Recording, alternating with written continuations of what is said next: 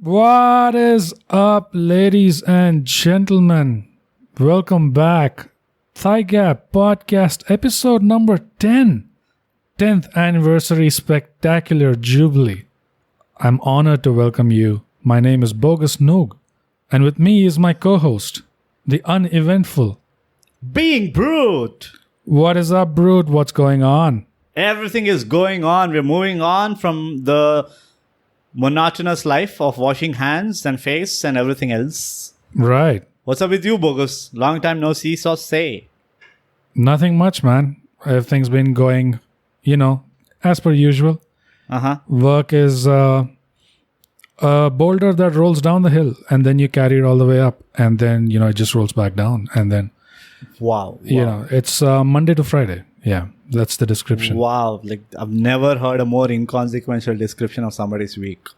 It is quite inconsequential, actually. I know. Yeah. From the last episode, I got the powers of prediction Oh, my God. from our none other than Nostradamus.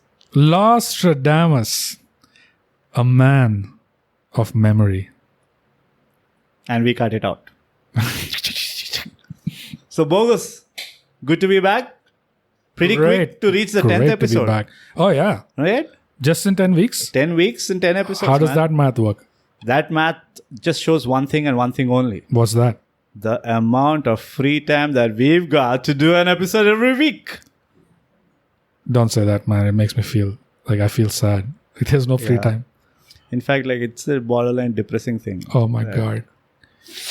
I'm scratching the walls. My nails are peeling off, dude. But yeah, stone on the heart moment. Mm-hmm. But we are here nevertheless. 10th episode. Soldiering Pretty on. decent stuff. Right. A lot of feedback. Lot of feedback. And we got a lot of work to work on the feedback. Oh yeah. We haven't started it yet. We're just now sorting it alphabetically. Yeah. And then we will go and apologize to them categorically for giving them the chance to give that feedback. Categorically, allegedly. Allegedly. Yeah. Both of them together. Both of them. Unconditionally. So, Bogus, I think with the 10th episode, our audience already know who we are. So, let's not go deep into what we are. Right? Yeah, let's just get into it. Let's just get straight to the business. What is, Brute, what is the measure of a man? Oh, when I thought you will say something else. You said exactly what I thought you would say. Wow. The measure of a man, today's topic, ain't it? Yeah. Intense. So, it's a very simple thing. You take a tape, make somebody stand to a wall. Right. Put a marker on top of his head. Okay. And then remove the man. Right? And then take the tape. Measure it from the mark to the floor. Right. It's a very simple 73-step process. That's all it is. Yeah, I mean, it sounds simple enough. Yeah, it's pretty straightforward. Yeah. And an average intelligence can execute that. But you tell me, what is your definition of the measure of wheat flour to go in with the ratio of water to make the perfect roti? Oh, wow. I think we can unlock the secret to that exact thing at the end of this episode. If anyone is interested to find out exactly the What more reason do you need to stay till the end of the episode? answer to Brute's question right there is at the end of this episode. Absolutely, guys. Absolutely. Stick with us, guys, as we go through measure of a man. What does it mean? Why is it important? How do you begin to improve on this aspect? And then, of course, at the very end, we have our notorious parcel section. Parcel section. Tring, tring. I just pulled off like the 30s radio show, dude. Where everything is done with mimicry and like just mouth. Cheap production thrills. Intense. Yee-haw! So, measure of a man, by definition, what just to set the context, so we're both on the same page, right? Yeah. Is what is, and it is not from an external perspective. It is not to say how is a man measured by other people, but it's more how do you measure yourself? Oh, sweet. I was thinking, and this is with all due honesty, I was thinking it is like, how do you evaluate somebody who's across the table Right. and know about them? Right. But you're saying it's not, there's no table. It's just like a mirror and it's about you evaluating yourself. Yeah. So that's how you're looking at measure of a man. Yeah. It is not an external thing. Although that is a different skill of its own, like looking at people and reading them. Yeah. But we're not getting into that today. So I got it. It's tougher to read yourself. Yeah. Interestingly, Bogus, now that you've put it that way, I don't think I have any place in today's episode because I haven't prepared for that. I prepared for the other one. So let me just be a good audience and just, ask you questions of whatever you say. You can laugh, dude. Why the fuck are you holding like a laugh? You can cut it out anyway. You didn't see that coming, right? No, I didn't see that coming. And okay. We should not use that. Taking it from the one before that. Yeah. So interesting that you say that, Bogus, because I think it's a lost art. I guess I think we were speaking about it recently that there's so many things attached to actually measuring your own self. And for the sake of the conversation, can I say measuring your own worth to start off with? I wouldn't say worth because it's not really going in that direction. It is not going in any specific direction. It is just to get the right measure of everything, and that includes worth. It includes the measure of your pride, the measure of your physical ability, everything, including worth. But doesn't it become too vague? No. I mean, when you say everything, right?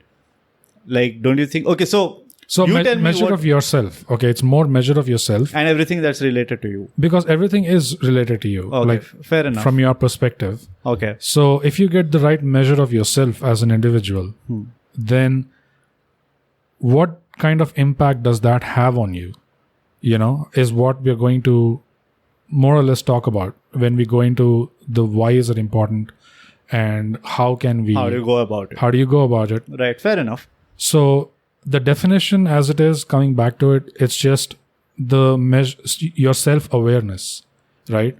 Like how much do you know about yourself? Yeah. How well do you know yourself? Yeah. Your limits and your core principles that you would stand on no matter what, and you will not give ground. So basically, you're saying your constitution.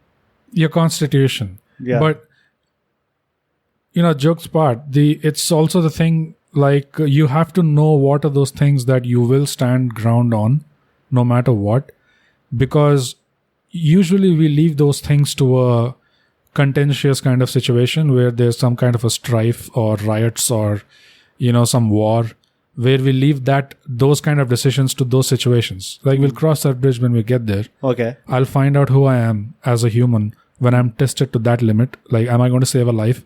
Right. Or am I going to sacrifice another life to save my own? Which side of it am I going to be on? So let's not get into circumstances right now. No, I'm not getting into that. Yeah. Just as an example. Because the length in which you were speaking about that, I thought you were getting into circumstances, or you're trying to clear the air. I was just setting the context that you need to know what your core principles are, even in peacetime. You just need to know what are those things that you honor the most and you will not compromise on. So let me ask you, what is your simplest definition of the measure of, or how do you identify your true self? The simplest definition, in the most simple language that you can put it. How do you identify your true self? Yeah, how do you define your true self? I don't think I can put that into words, dude. Seriously? Yeah, how do you define your true self? I don't know. Okay, so this is how I look at it. Okay. When the behavior or the thinking, okay, that you have as a person, right? Yeah. Or suppose, forget about you, I'll talk about myself. The way I think, okay, or perceive things, or the kind of behavior I inculcate when I have zero pressure on me, where I have zero influence, which is technically when I'm alone. Yeah. is what is my true self. There is no Okay. inhibition for me, right? Yeah. So say that is my true self, right? Now, the goal is how do I take that person in that solitary place, Right. from that solitary place to a place where it is crowded, Right. right? That is the whole concept. For me, the measure of myself Okay. is about understanding how do I project my real self Right. in my head, what I have, the notion that I have in my mind Right. about who being brute is Uh-huh. to everybody outside. Can we say That's- that is I one think of the things? that's a very good example, and it's a great leading question because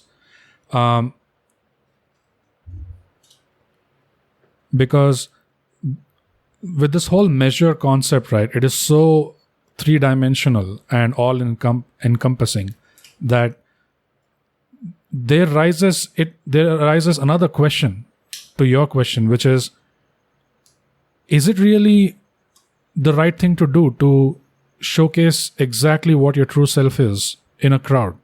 Because a crowd brings with it many variables, right? So Yeah. is it really the right thing to do, or is there a better way to present yourself in that situation, taking all things considered?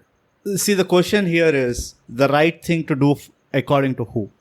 For you, know, I yeah. mean, is there any risk to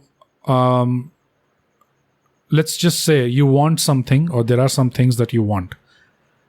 Is there any risk of damage to what you want as a result of you being exactly who you are as your true self in those situations? Like, because different people do different things when they are their true selves, right? See, being true self doesn't mean. So it's a very paradoxical statement, right? Suppose if I as a person is a person who can adopt, Yeah. who is flexible in, say, embracing any kind of person, right? Then me changing my behavior for the sake of that one individual, is it me being myself or someone else? It's being, Myself. yeah. For me, because I'm flexible and I don't have like a set limitation. Yeah. But what you said earlier, which makes a much bigger impact, is what is my foundation principle? If I'm being someone else for the sake of a certain person, right? Because I want him to believe that I am a certain person, then it is wrong according to me. Well, If I am trying to be open for the fact that, hey, I am doing this because, this is not generally how I am, but it's okay. I can make these adjustments for the sake so that you become comfortable, right? right. Then it's a fair conversation, right, from my standpoint, Right. because I'm not cheating myself, or Right. neither I'm trying to wear a mask to, trying to make the situation be more constructive for me or more productive for me. Right. Right? The agenda here is I have a job to do. Right? For example, see, if you're a sales guy, you are pitching to the person who's sitting across the table in a way where he will understand, Yeah. or the person will understand, Yeah. for the merit of the job that you have to do. Right? It's not a question on your integrity. Yeah. It's the merit of the job that you have to do. So the conversation, the context that you're sitting in is really important, right? In today's day and age. But you should be really confident that will not influence you on the downside. You know what I mean? Yeah. So it's not about who you're changing it for. Sorry, the question is about who you're doing that for. If you're doing that for yourself, for your betterment or your constructive, growth, then it's a fair argument. Like, yeah, you can absolutely, have those flexibilities. Yeah. I mean, there are different roles to play. So when there are different roles to play, it only makes sense that we have to play them differently. Like when you're in your office, you're a professional. When Yeah. you're speaking, if I'm speaking with my father, I'm not going to speak with him like how I speak with my friends. Right. Because there's a different, tone. There's a different dynamic There's a different that works dynamic. there. There's a different Right. tone to the conversation. True. So, and am I cheating my father by not really showing him all of my, am I cheating everyone else by not being the same Right. at all times? I don't think so. So because the intent behind it is not really it's just you're playing a different role. Right. And So answering your question, that is how it is. It's as long as so the concept of you trying to take that persona that you have in a room when you're alone to outside world, right? That's the game for me, right? How well you can take that persona. How I see it as is just modulation of language. In my case, at least, whatever changes I'm making, I'm not really switching my opinions. I'm not really changing myself to that drastic extent. It is just the packaging, the modulation of my language. With my friends, it's more unfiltered and it's more free-flowing. Whereas with other people, it is probably use a different tone, appropriately, presented. Correct. But in both situations, I'm trying to convey the same standpoint or basically this. So that way there is consistency, but it's only in the packaging or in the in the communication. But the funny thing about the whole thing is, okay, where do you think that this goes wrong? Like, I think broadly everybody wants to do that. Correct? Broadly everybody wants to be like, hey, I want to be the same person, be myself, and etc., etc., etc. But somewhere it gets very tricky to execute that thought. Right? Yeah. So before we go into that question, I think that would come in as a part of why is it important. I just want to set the definition again. Okay. Just in case we didn't do a good job of it first time around. Is that the measure of a man? What we mean by that is how well do you know yourself?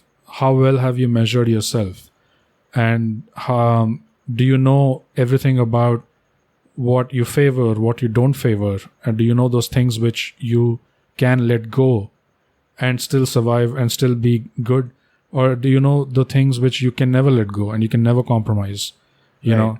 So do you know yourself to that extent? Because now we will go into why this thing is really important. And this is all just only for those who, it's just me and Brute, sitting down and having a chat. And if there's anyone who does not or has not been exposed to any of this and is hearing it for the first time, hopefully, it sparks something there as well. And so the intention is very simple.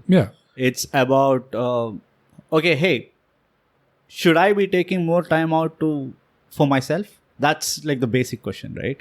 And when I do actually take out time for myself, what is it that I'm going to do for myself?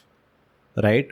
So I think, and coming back to the conversation the way you're describing what is the measure of man, it also answers where people generally go wrong, right? Or in a way, in a very naked way, I think there is a gap in understanding who we are, right? I mean, we don't, and I don't.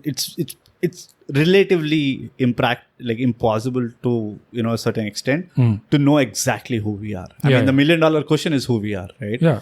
So all the spiritual things and everything do talk about okay, you need to know who you are, and we don't know how to what we have to know about who we are. Just like the other extreme, it's relatively impossible to not know anything about who you are, because the older you get, you will obviously keep learning things about yourself. So even if at a very superficial level, you will still have that collection is your identity. You're always in the middle at spectrum. the end of the day, that's your ego. The collection of who you are in your own perception. Right. But how well do you explore that is really the question. The big question. And why is this important? Let's go now into why it is important. Brute, why don't you start off? Why do you think? It's very simple. See, why we need to know who we are, according to me, for my own personal experiences, is it is for a better communication of your thought. It's like to know where you're standing so that you can play your cards well. It's like a chess game. Okay, take an example of a chess game. Right. If you don't know where your cards, where your pieces are, right, you would not know what's the next move, right? Say you go into a game midway, you're obviously lost for a while. You might lose out, or you might make on the wrong moves and end up losing the game. Right? Only imagine the game doesn't end at any point. Right? You just have to it's just about making those right moves. Right? So it's the same thing. The reason why it's important to have a measure of our own selves is for the fact, for me, it's very simple that if I don't have that, then I don't know what I'm projecting out, right? Because again, I'm taking my example here. Right. If my agenda is to project a certain personality as an individual, so that I want people to look at me in a certain way. Yeah. For that to happen, I need to know what is that certain way. Right. Right. If say, let me take an example. Right. Say, imagine being brute is a funny guy. That's what being brute thinks about. Then the question is, how are people looking at being brute? Are people looking at being brute and also thinking the same thing? Right. That means there is a certain accountability on me as being brute to project that image that I'm a funny person, and not at the cost. And obviously there are always principles, or there are foundation ethics or multiple things that kind of combine to that thought. Yeah. And say, like, I want to be funny, not at the cost of anybody else, or not at the cost of somebody feeling bad about it, or etc. etc. But like, if I were to put in a nutshell, that's the image I want to push across. Right. So if I don't know why, then like, why should I do that? Or why, if I don't get deep into understanding me, it becomes very tricky to do that, right? You're basically chaotic. Like, people won't get anything out of you because you're trying so many things. It's like juggling 10,000 things at once, and people don't know what to look at. So you have to make the whole charade, absorbable or understandable by the people outside, because they're coming from a very neutral place, right? And I'm sure everybody has this certain intent of projecting themselves as a certain person. So because they're already in the act, you need to make it easier for them. The question is, how do you make it easier for them so that the peripheral things like building a certain trustworthiness, building faith in you, or considering you as a person who's genuine, all those things don't take away a lot of time from them, right? So it's only important for me to know why I should be in a certain way, so that everybody else will also see me in the same way. Right. Right. For me, it is, why is this important? It's because this is something I notice, this is something you notice, a lot of us notice this, right? Which is, there is a certain cycle to things. Right. And you're born, the childhood is always fun. That's how everyone almost, at an average, everyone always remembers upon it fondly. Right. And then there is your education, and then you start working, and then you see the degradation from there. Yeah. You start getting older. There's a pattern. Physically. There's a generic pattern. Yeah, there is a generic pattern. And you also see there's a constant pattern of the older generation passing on messages to the younger generation, saying, this is not how this should be done, or, like, this is the right way to do things. There is a tweaking or correction, of course. There's an overbearing of this message. Like, I kept receiving through my childhood, my school, college, everything, where people tend to say, you should do this. We are telling you because we went through the same thing. Yeah. We did not do it. Yeah. And we realized, and you should do it. Yeah. That's and one who can't do, teach. Yeah. And, so we heard that obviously at brash young age. Right. So our reactions to that was expected. Yeah. To be expected. And then radical. Yeah. And now then you find yourself at a different place where you see another generation doing the same thing. Right. And then you have your own earlier generation to think of, your parents and all that stuff. The same thing keeps repeating. Where even myself, I have quite a few things to say to, let's say, someone at my workplace in my team. Right. Youngsters. Quite a few examples to pick where I really fucked up. And I was like, this is something you should avoid because this is something I did, and this is what I learned out of it. Right. So you take the advantage of it and you go past, like. It is almost like it is meant to be, right? Yeah, yeah. I mean, the cycle never breaks. It's the beauty of it. At the same time, it's the downside of it is that it doesn't break, because you see this happening time and again. And you are always at some point of the process or the cycle or the other. So now to think about, like if my father or, anybody who's elder than me tells something about, hey, brute, this is what it is like. And I know you're going it in a certain way, but trust me, that's not how you do it. Right? It almost makes me stop and kind of rethink, saying that, okay, is that true? Okay. Because out of experience, whatever these guys have told before kind of came true in one way or the other. Yeah. So now you are a little more smarter about actually kind of evaluating their suggestion. Yeah. Not necessarily that you act upon it, but you at least have kind of make sense that, you take, you put some stock into their opinion. Like you put some stock in their opinion. Right. So it gives you pause and you consider it. And there are cycles, there are other cycles that again we all are aware of, which is,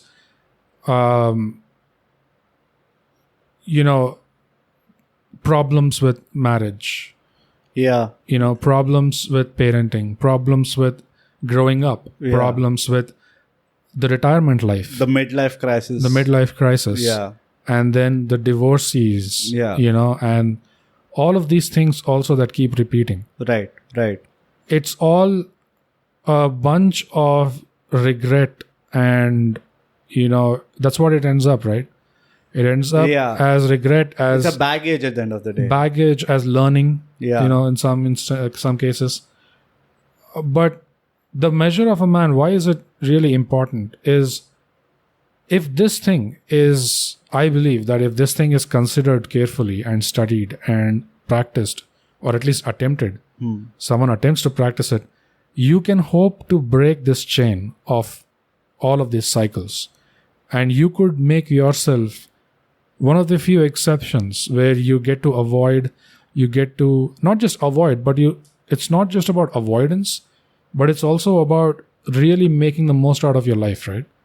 Which is, you're not going through all these challenges, but it's full of joy most of the time because of the kind of relations you have cultivated, because of the kind of activities you have involved yourself into. Yeah. So to put it in a simpler word, right? Why is it important is so that you can take calculative risk on yourself. It is about your sense of judgment. Yeah, about yourself, on your actions or your about decisions. Yourself, about the world, Right. about any challenge or problem you're facing and you're trying to figure out a solution, about any conversation that you're entering into, or any negotiation where you're expecting a certain outcome for your betterment. Right. Any of those situations when you're trying to woo a girl, you're expecting her to agree to, go out with you, or Right. anything that you want, anything that you think you need, you're going into it, you're trying to put action into the world and try to achieve it. Right. And there are so many minute, subtle decisions that you take, that we all take. And how do we know how to make sure we get the right decisions most of the time, if not all the time? And how do we go about doing that? And that is why measure is important. So there's another take to it. Okay. There's another angle I would like to bring in. Okay. And if you have any opinions about this particular approach, right, I would suggest you keep it to yourself. I don't care. So there are two things on an average in everybody's life, right? So one is there's always this materialistic aspect of life, right? Like I want a good car, I want a good house, and etc. The decent person to marry, stable life, stable income, etc. So there's always this materialistic aspect where there's a lot of investment that you do in planning that out, right? The other side of the coin is how you are built to go behind that, right? The machine you are building to go behind that, right? And the reason why this is important, according to me, is you make a fine machine, the output becomes evident. Right? So, and we don't often really put a lot of fuel into this machine. Okay. Right? Like fuel, like, okay, how do you, or why do I need a lot of willpower? It's all been spoken about peripherally, but nobody really goes deep into it. Why do I need to have a certain clarity of thought? It's understood peripherally. Nobody really executes it. Right? And why it is also important is so the machine can get rusted. Mm-hmm. In our case, what is this rust or what is this thing that kind of corrodes us is stuff like anxiety, stuff like depression, identity crisis, etc., etc., etc. Yeah. And all these are corroding elements to us, right? Yeah. The moment they creep into us, they take their own fucking sweet time to like do their job and move out of our system. And conditions that are more commonly prevalent now Yeah. in these times than it was in the past. Yeah, and that's only fair because the circumstances are like that. Yeah. Right? Yeah. We'll go deep into that, which is the interesting point because the conditions that you mentioned also play a huge part in this, Yeah. right? Yeah. So the more you have assurance, like you said, the awareness of how does this work? Right? How does this whole fucking game work? What is the rules that I have to play with? Right. What are the rules which are in my favor? What are the rules which are not in my favor? When you know these things, right? The simple point is there are two things that happen. One is you have a better understanding of your capability, Yeah. right? Which is a huge question mark for everybody. Like, okay, what is the ceiling for my capability, right? Right. And once you know that, you will have you're in a better position to take the right decision, Yeah. which will not necessarily satisfy everybody out there, Right. but it will definitely give you a lot of boost as an individual, right? Yeah. So you have more conviction in your decisions. You have more grit, or all these things start working in your favor, provided you take that decision from a better position, Yeah. right? And that is why we need to, because it gives you that clarity of your perspective and helps you in multiple folds. Yeah. It's just that some things like this are for some reason unhelpfully vague and unspoken about. And, they're not defined well. There's no clear guideline or anything. It's just if you're lucky enough to get information from the right kind of sources, Right. then you're privileged. You get this privileged Yeah. information and this You're knowledge. a prodigy. And you get this knowledge, and then you have an advantage over anyone else, even though this is more of a look at yourself and not as a comparison with others.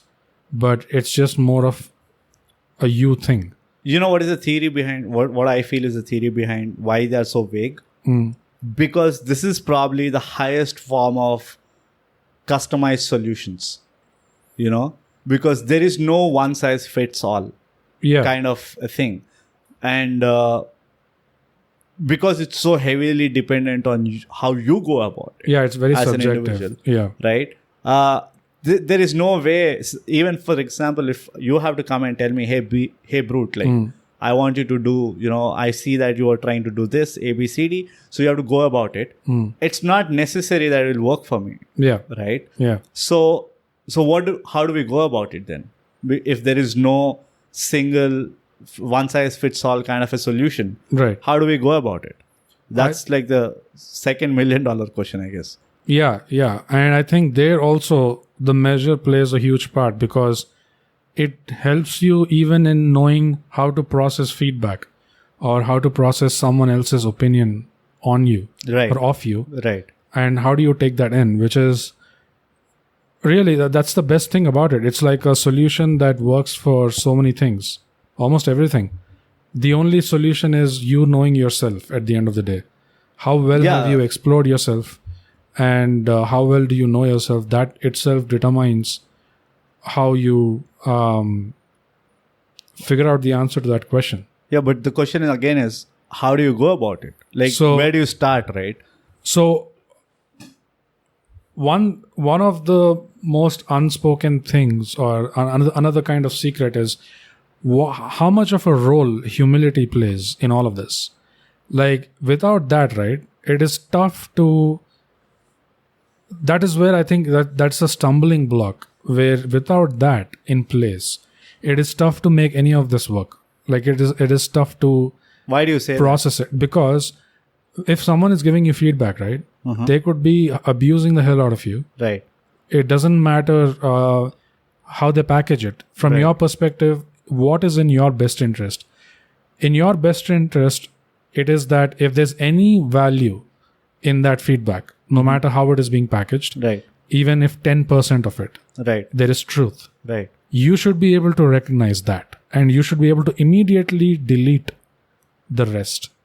So you're evaluating instantly the worth of the entire thing, and you're looking for truth in what they're saying. If it is not, if there's nothing like that, if it is only personally motivated, Right. then you Right. know, okay, this is just a troll. So okay, that just washes off my back. But if there's any truth, right, even if it hurts, even if what they're pointing out is a valid thing, it should obviously, you should definitely not let it go, because they have given you something that people don't offer freely. That is honesty. Honest opinion. Yeah. And especially ironic. about what you want to find out. Right. It's exactly what we are so interested in, knowing what other people think about us. Imagine if someone is coming at hurling it at you with honesty. Yeah. So let's just sidestep the You then- violence. But what happens? Yeah. What happens if you do that? Say, and this is something that I've faced quite often. Mm-hmm. For me, it really doesn't matter how it is packaged, Right. as long as there is a genuine intent behind it. Mhm. Even if it is hatred, right? If somebody genuinely hates me, Yeah. for me, I'm like, oh, so this is why somebody would not like me, Yeah. right? Yeah. But when I do that to others, when I see something and I say like, hey, you know what, this is something which is awfully, horrendously wrong about you, and I put it in my own way, Yeah. right? People complain about the packaging. The first thing that comes out their mouth is, you could have said it better. I know. Like, there is how does that help? I mean, I don't know how it is. I mean, I feel that it's, you shouldn't be too sensitive to these things. I mean, you should go by, but again, it's a debatable thing. Yeah, that there are people who say that, if you package it better, people will actually give you value, right? But then there's another problem with it. They take it for granted. You sugarcoat something, right? People are like, it doesn't, it's okay, it's fine, not a big deal. And what you're doing when you're being blunt is you're trying to convey in exact terms what you think. Exactly, right? Right? So you're trying to perfect your measure in your communication, Right. because you want them to get the same idea. Right. You want them to know what they're doing is 60% embarrassing to them, or 80% embarrassing to them, or is it just 20%? Right. They need to figure out exactly where it is. Right. So there's not much value given to that, and like you said, is rather complaining about the packaging. Yeah, and I feel that's the first defense system, right? Yeah. The first thing, the moment somebody says like, you could have said it, and it's not necessarily that person. It might be somebody related to them also. Yeah. Right? They come up to you and like, dude, I've heard what you said, and you know what, that was so mean. I'm like, but that's what I feel. Yeah. I mean, that's what I felt, and I don't have another version to it. Yeah. So whatever it is, that's what I put out there. And then they like, we get what you're trying to do, but you could have said it better. The moment they said that, it's like, you are protecting this person for no reason. Yeah. Like, this person has to know it at some point. And and a harsh word. It's a huge favor, actually. Yeah, it's a huge favor, right? A harsh word is better than the life kicking you in the butt. Because life doesn't has a nice way of putting things to you. I mean, a harsh word is better than the polished lie or the polished anything. Anything, right? It has to be authentic. That is okay. That is where I get stuck as to, okay, how do you go about this? Yeah. And forget about what you tell it to people. But it's an interesting thing that you say humility. What I would like to add upon to it is openness. Yeah. Humility has to be combined with a certain aspect of, I use the word gullibility, which is highly debated about. Right. But I say gullibility is something which is important to have, because if you're gullible, right, your approach to accepting feedback or looking at feedback is unbiased. It's not kind of filtered to you. You just take it in as it is, right? And then you try to figure out what you have to do. The point at the beginning, I feel, is humility will just, first of all, put you in that position to get feedback. Yeah. And then gullibility, which is a close second, according to me, will allow you to absorb that feedback. Yeah. So humility, where it helps is when you go into a situation where you're waiting to hear someone's feedback, or you just gave a job interview and now you're waiting to hear the results. Right. Whenever you're in that situation, right? The humility part of it always reminds you that you ain't shit. yes, you're special in your own way, but also there is another angle in which you ain't shit. True. And just around the corner, there's someone who is better than you, who's smarter than you, who's funnier than you. Whatever variable is important to you, Right. they are more than you. Right. You know, Right. who's richer than you, better looking, whatever it is. Whatever might be the scale. Yeah. Right. Yeah. Just around the corner. Right. And that never stops. Right. You keep searching corners, you keep finding these people. Yeah. So it tells you that everyone has their own place. You know, Yeah. there's no need to rush or, there's no need to chase a competition or a measuring contest. First of all, it's not a competition. It's I not don't a competition. Think it's a competition. Yeah. So this is another thing that I would like to highlight. Yeah. When it comes to you or me individually, it's a very important thing to establish that there is no competition. It's not a race. Yeah. The moment you talk about make it a race or a competition in your head, right? You are trying not to get the best solution. Yeah. You are trying to get the fastest solution. That's not the game, you know? In a way. It's not even fastest solution. It is a... How do you skip the whole solution? Sometimes it's just the ego rush. Like what is giving you that... Because you are going behind it for the dopamine effect. Yeah. Because if you're competing, then it's an ego thing. Right. So it's not a race. Let's put it out there. Yeah, it's not a competition. It's not a competition. It's not a race. It's do it yourself at your home in your own free time types. Yeah. Right? But do it. Like, don't avoid it. Do it. Yeah.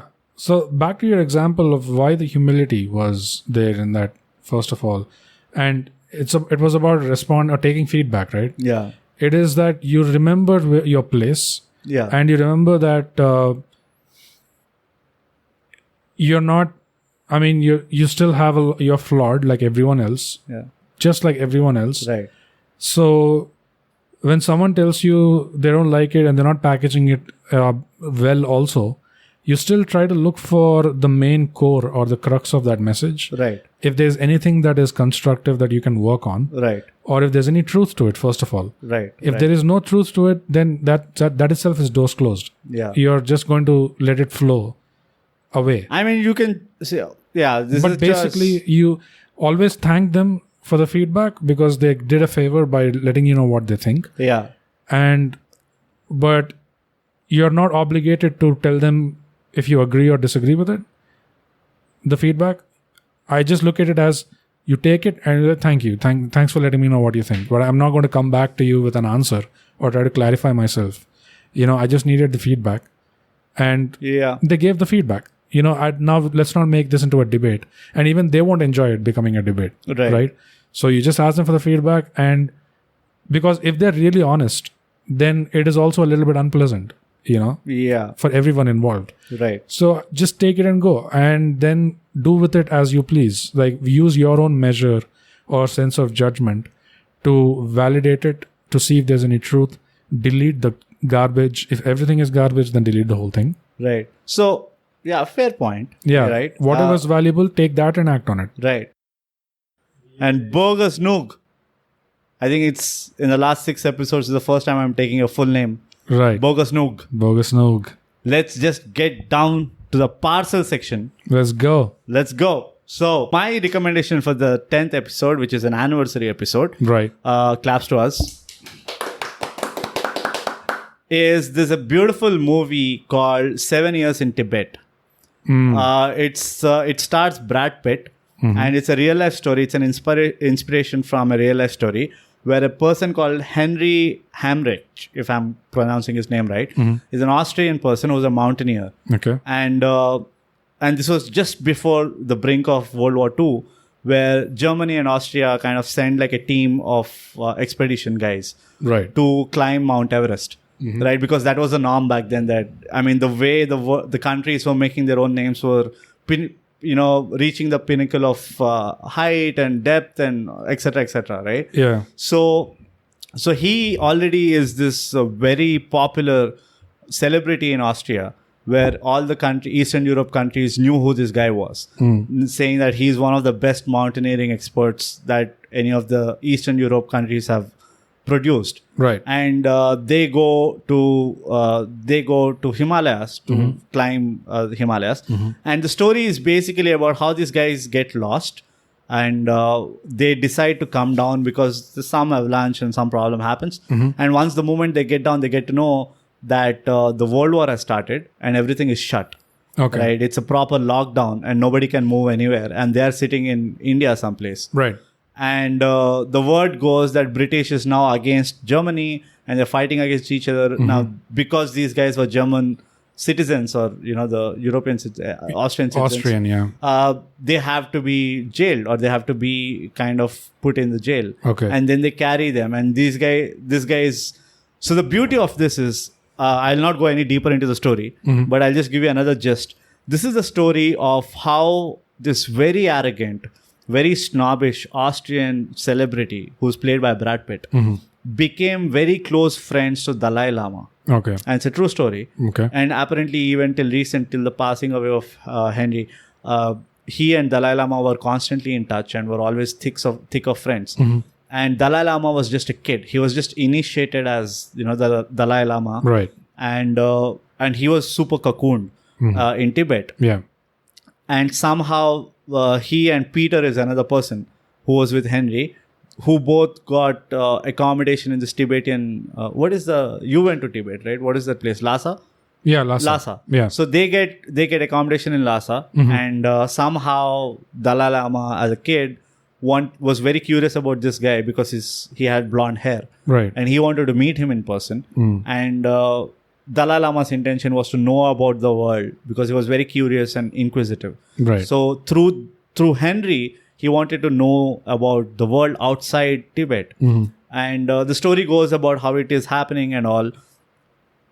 Brad Pitt in this movie, I think, is overshadowed for his acting skills. Okay. Because he does such a beautiful characterization of an Austrian, first of all with the dialect, and the second thing is with his whole behavior. He's snobbish, he has a very bad married life and blah blah blah, and the way he portrays that guy who's irritable and who's not really invested in the marriage, who doesn't care about his wife, right? And when he's leaving for the expedition, it was a 4-month expedition, his wife is carrying at that point, and he just doesn't care about it. And that I felt was a very beautiful portrayal of a character.